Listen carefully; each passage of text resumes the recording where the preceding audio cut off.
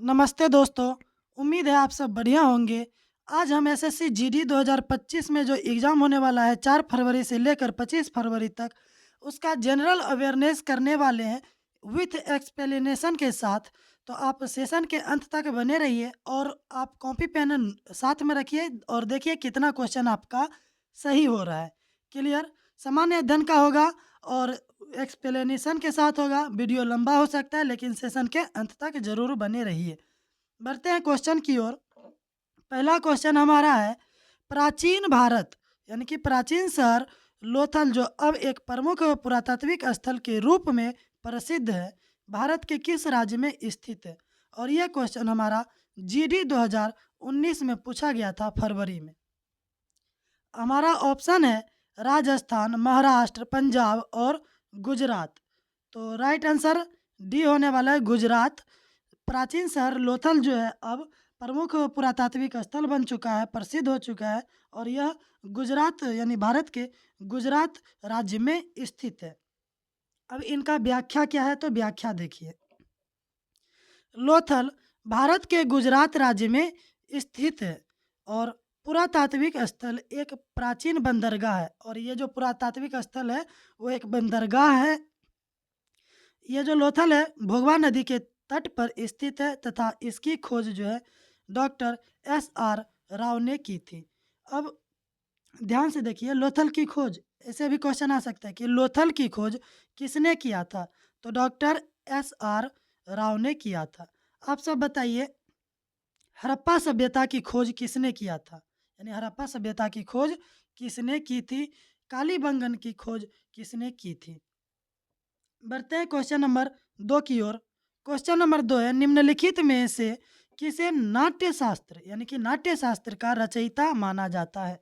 और यह भी क्वेश्चन जीडी 2023 में पूछा गया है, जो जनवरी में एग्जाम हुआ था उसमें पूछा गया है।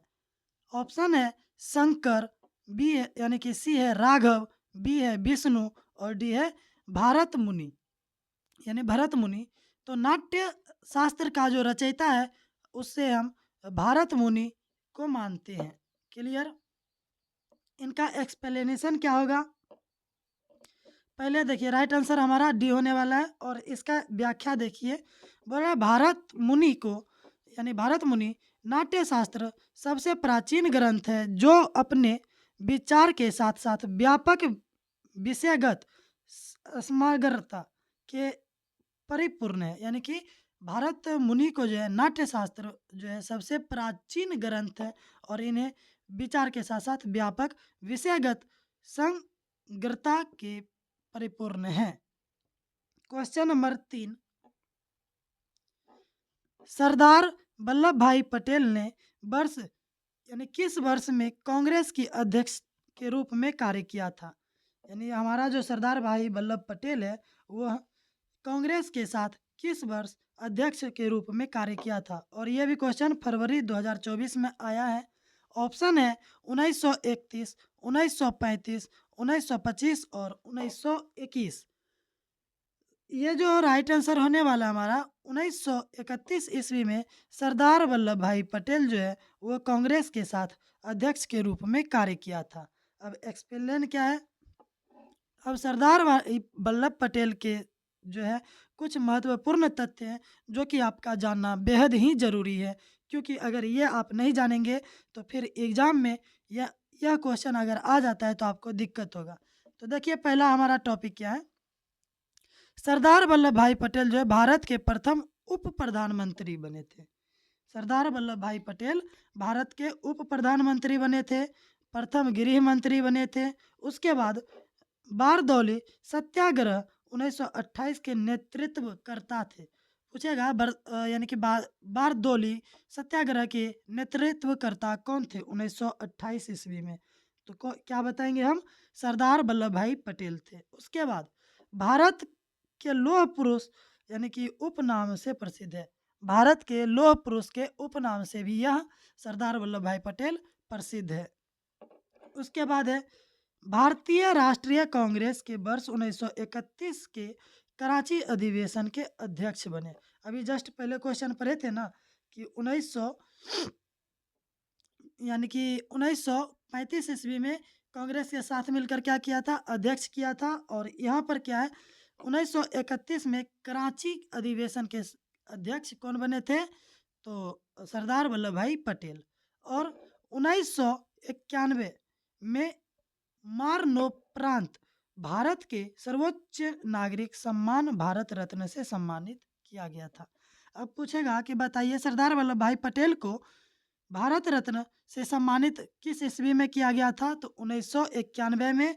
और कौन सा सम्मान था, तो मरणोपरांत, यानी कि वो जो सम्मानित पुरस्कार था उसका नाम था भारत रत्न। मरणोपरांत भारत के सर्वोच्च नागरिक सम्मान जो है वो भारत रत्न में से यानी कि सम्मानित किया गया था। बढ़ते हैं क्वेश्चन नंबर 6 की तरफ। क्वेश्चन नंबर 4 है, निम्नलिखित में से कौन सा देश भारत के साथ सबसे लंबी भूमि सीमा साझा करता है, यानी भारत के साथ सबसे लंबा सीमा साझा कौन करता है। और ये क्वेश्चन एसएससी जीडी 2024 में पूछा गया था 26 फरवरी को। हमारा ऑप्शन है पाकिस्तान, चीन, बांग्लादेश और नेपाल। तो राइट आंसर होने वाला है सी, बांग्लादेश जो है भारत के साथ सबसे लंबी भूमि सीमा साझा करता है। इसका एक्सप्लेन क्या है, तो देखिए बांग्लादेश की जो सीमा है सर्वाधिक पश्चिम बंगाल से लगती है, यानी कि बांग्लादेश की जो सीमा है वो भारत के साथ सर्वाधिक कौन सा लगता है, तो पश्चिम बंगाल से लगती है। उसके बाद बांग्लादेश की मुद्रा का नाम क्या है, बांग्लादेश की मुद्रा का नाम टाका है। अब आप सब बताइए जापान की जो मुद्रा है, जापान की मुद्रा का नाम क्या है, जापान की मुद्रा का नाम क्या है, ये बताइए आप। जापान की जो मुद्रा है, जापान की मुद्रा का नाम क्या है। बढ़ते हैं क्वेश्चन नंबर नेक्स्ट की तरफ। क्वेश्चन नंबर हमारा है 5। 1962 में मैकमोहन रेखा के क्षेत्र में भारत का युद्ध किस देश के साथ हुआ था, और ये 2023 में पूछा गया है, यानी कि जो थर्ड शिफ्ट था, थर्ड शिफ्ट में ये क्वेश्चन पूछा गया है। क्या बोल रहा है कि 1962 में जो मैकमोहन रेखा है, मैकमोहन रेखा के क्षेत्र में भारत का युद्ध किस देश के साथ हुआ था। हमारा जो ऑप्शन है भूटान, नेपाल, पाकिस्तान और चीन। तो मैकमोहन रेखा चीन के साथ, यानी कि चीन के साथ हुआ था, यानी कि युद्ध जो है वो चीन देश के साथ हुआ था। अब एक्सप्लेनेशन क्या है, इसका व्याख्या क्या है, तो व्याख्या भी जानना जरूरी है। तो देखिए भारत तथा भूटान की अंतर्राष्ट्रीय सीमा का नाम गेलेफ है। अब भारत तथा भूटान की जो अंतर्राष्ट्रीय सीमा है उसका नाम क्या है, तो गेलेफ है। भारत और चीन के अंतर्राष्ट्रीय सीमा का नाम क्या है, तो मैकमोहन है। मैकमोहन रेखा या मैकमोहन सीमा किस दो देश के साथ जुड़ती है, तो हमारा राइट आंसर होने वाला है भारत और चीन के साथ। ठीक है, भारत और पाकिस्तान की जो अंतर्राष्ट्रीय सीमा है उसे हम रेड फ्लिक कहते हैं। भारत तथा पाकिस्तान की जो अंतर्राष्ट्रीय सीमा है उसे हम रेड फ्लिक कहते हैं। अब आप सब बताइए, अभी आप 5 क्वेश्चन किए हैं, 5 क्वेश्चन में आपका कितना क्वेश्चन अटेंड हो, यानी कि सही हुआ है। और जो भी क्वेश्चन आपसे पूछे हैं उसका आंसर आप कमेंट बॉक्स में दीजिए। और आप ये बताइए, अगर वीडियो पसंद आता है ना तो चैनल को सब्सक्राइब कर लीजिए, बेल आइकन को प्रेस कर लीजिए ऑल पे, ताकि एसएससी जीडी कॉम्पिटिटिव एग्जाम, चाहे वो एसएससी हो, सीजीएल हो, सीएचएसएल हो, ग्रुप डी, एमटीएस, जितने भी कंपटीशन यानी कि कॉम्पिटिटिव एग्जाम होता है सभी का क्लास यहाँ पर free of cost with explain के साथ किया जाता है।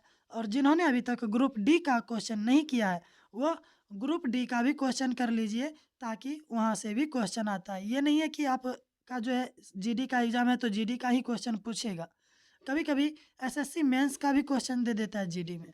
तो सेशन के अंत तक बने रहिए और उम्मीद है आप सबको सेशन में आनंद आता होगा, क्लास करने में भी मज़ा आता होगा। और ये जितने भी क्वेश्चन कर रहे हैं हम प्रीवियस ईयर का क्वेश्चन कर रहे हैं। क्लियर, बढ़ते हैं आगे। क्वेश्चन नंबर 6 में देखिए क्या बोल रहा है कि निम्नलिखित में से कृष्णा नदी की सहायक नदी कौन सी है। कृष्णा नदी का सहायक नदी कौन सा है, प्राणिता, पूर्णा, मजरा या फिर घाट प्रभा। कृष्णा नदी का सहायक नदी घाट प्रभा को कहते हैं। और ये 2021 में पूछा गया है, तो चांस है कि यह 2025 में ये क्वेश्चन आ जाए। तो आप ध्यान रखिएगा। अब सहायक नदी के साथ-साथ इनकी व्याख्या क्या है, वो भी हम जान लेते हैं। महत्वपूर्ण नदी है जो सहायक नदी, यानी कि महत्वपूर्ण नदियों की सहायक नदी कौन-कौन सा है? जैसे यमुना। यमुना की सहायक नदी कौन-कौन सा है? तो चंबल, सिंध, केन, बेतवा, हिंडन और टोंस। यमुना नदी का सहायक नदी कौन-कौन सा है? चंबल, सिंध, केन, बेतवा, हिंडन और टोंस। कृष्णा नदी का सहायक नदी कौन सा है?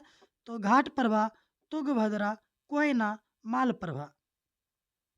याद हो जाएगा ना, कृष्णा नदी का जो है सहायक नदी कौन-कौन सा है? तो घाटप्रभा, तुंगभद्रा, कोयना और मालप्रभा। कावेरी। कावेरी का सहायक नदी कौन-कौन सा है?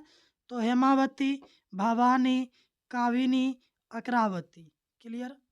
दामोदर नदी का जो है सहायक नदी कौन-कौन सा है? तो बराकर, कोनार। बराकर और कोनार।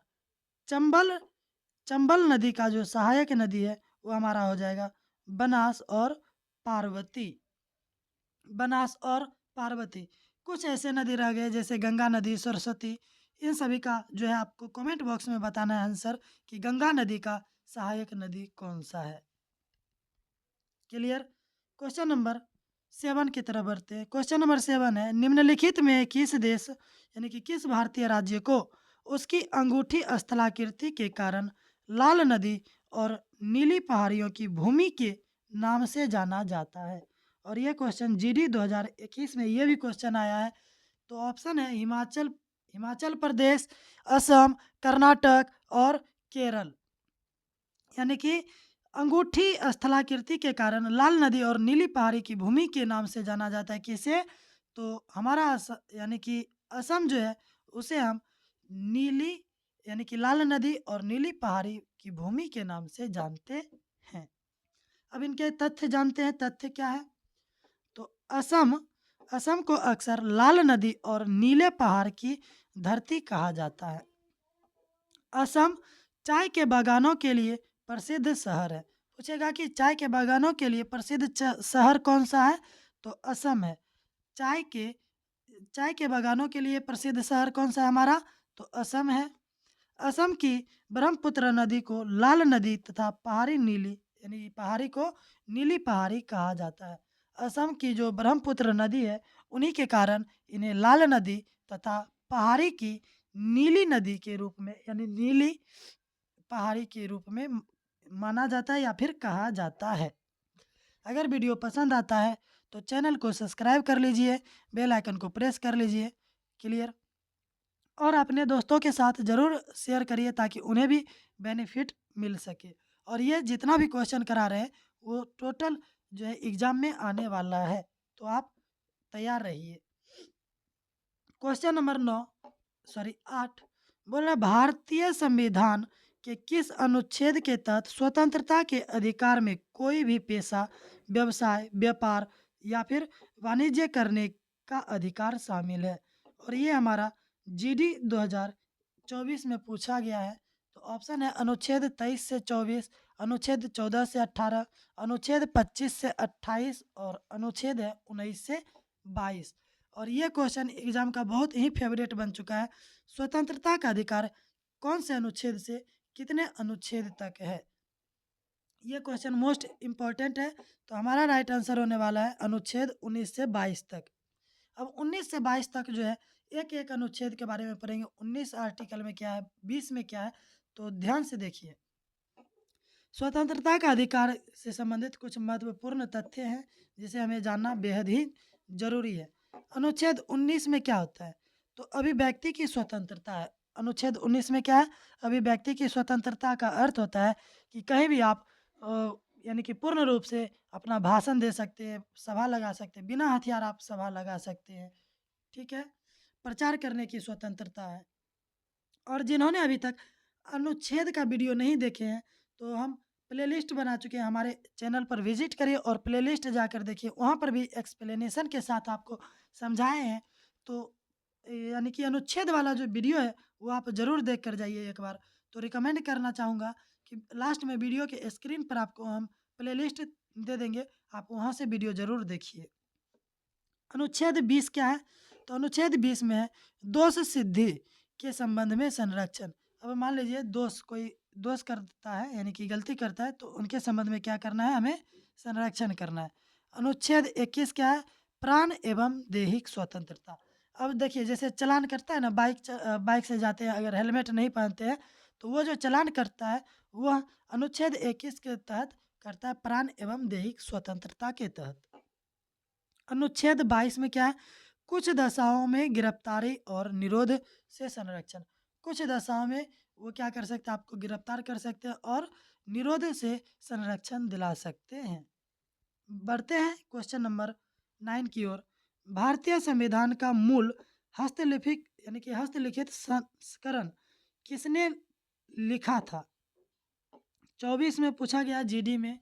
तो हमारा जो ऑप्शन ए है भीमराव अंबेडकर, बी है कैलाश नाथ काटजू, सी है बी एन राव और डी है प्रेम बिहारी नारायण राय जादा। राइट आंसर प्रेम बिहारी नारायण राय जादा होगा।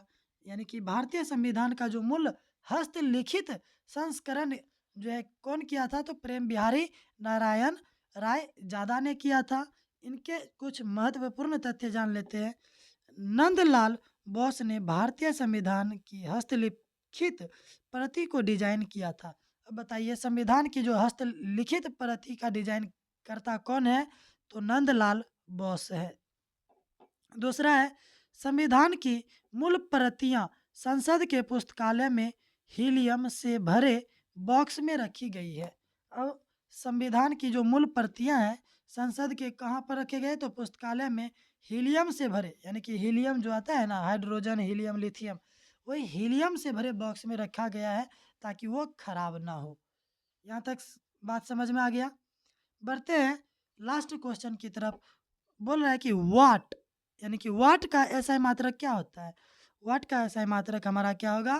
तो वाट का एसआई मात्रक होने वाला है शक्ति। वाट का एसआई मात्रक क्या होता है? हमारा शक्ति होता है। और ये क्वेश्चन जीडी 2024 में 6 मार्च को जो एग्ज़ाम हुआ था उसमें पूछा गया है। तो अब इनका कुछ महत्वपूर्ण एसआई मात्रक जान लेते हैं जो कि एग्ज़ाम में आता है। तो देखिए पहला है भौतिक राशि, उसके बाद है इकाई। पहले हम भौतिक राशि पढ़ेंगे, उसके बाद हम इनके इकाई पढ़ेंगे। जैसे कार्य का एसआई मात्रक क्या होगा? कार्य का एसआई मात्रक जूल होता है। प्रतिरोध का एसआई मात्रक ओम होगा। संवेग का एसआई मात्रक न्यूटन सेकेंड होने वाला है। और विद्युतीय चालकता का एसआई मात्रक सीमेंस होता है। क्लियर? बढ़ते हैं आगे। सॉरी, अब देखिए यहाँ पर अब जो आप 10 क्वेश्चन किए हैं, कितना क्वेश्चन किए हैं? 10 क्वेश्चन। 10 क्वेश्चन में से आपका कितना क्वेश्चन सही हुआ है आप कमेंट बॉक्स में बताइए। और ये भी बताइए वीडियो कैसा लगा। अगर वीडियो अच्छा लग रहा है तो कमेंट बॉक्स में रिकमेंड करिए कि सर हमें वीडियो इस तरह का वीडियो चाहिए। तो अगले टॉपिक जो है आपका क्या होगा? ऐसे तो हम जब तक एग्ज़ाम ख़त्म नहीं होगा तब तक क्वेश्चन आपको कराते रहेंगे। आप चैनल को सब्सक्राइब कर लीजिए ताकि यहाँ से क्वेश्चन आने वाला है। ये मत सोचिए कि 10 क्वेश्चन कराए हैं, इसमें आपका 25 से प्लस क्वेश्चन हो चुका है। अगर आप 10 मिनट 15 मिनट का वीडियो में 25 क्वेश्चन कर रहे हैं याद के साथ, तो बताइए अपने आप में बहुत ही ज़्यादा महत्वपूर्ण है। तो वीडियो पसंद आता है तो चैनल को सब्सक्राइब कर लीजिए, लाइक करिए, कमेंट करिए और अपने दोस्तों के साथ शेयर करिए। मिलते हैं नेक्स्ट वीडियो में, तब तक के लिए जय हिंद, जय भारत, वंदे मातरम।